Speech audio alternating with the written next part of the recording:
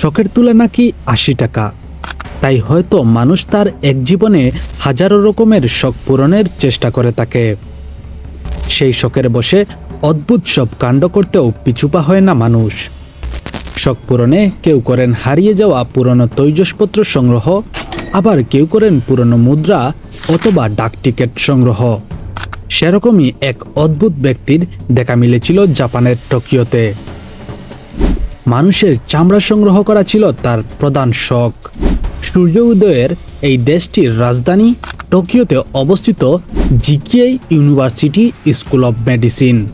এই ইউনিভার্সিটিতে গবেষকরা নানা বিষয় নিয়ে গবেষণা করে থাকেন।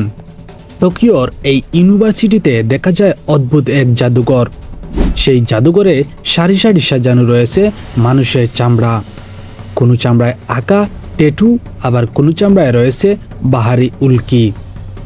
এখন প্রশ্ন হলো, জাদুঘরে এসব চামড়া এলো কিভাবে?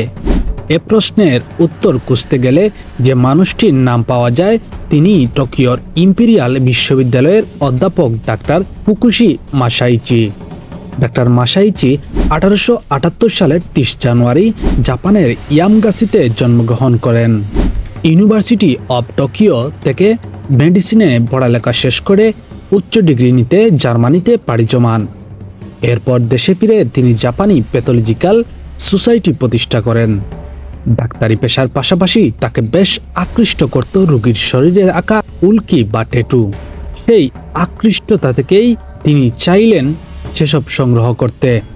যেই কথা সেই কাজ, নেমে পড়লেন উল্কি বা ট্যাটু আঁকা চামড়া সংগ্রহ করতে। হাসপাতালে কোনো মৃতদেহ ময়নাতদন্তের জন্য এলে সেই মৃতদেহের উল্কি আঁকা অংশটুকু সংগ্রহ করতেন তিনি। তার এই চামড়া সংগ্রহের খবর শুনে অনেকেই মরণোত্তর চামড়া দান করে যেতেন সংরক্ষণের জন্য।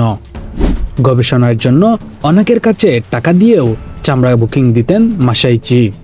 1 দশকেরও বেশি সময় ধরে প্রায় 2000 মানুষের চামড়া সংগ্রহ করেছিলেন তিনি। তবে দুঃখের বিষয়, বেশিরভাগ চামড়াই হারিয়ে ফেলেন মাসাইচি।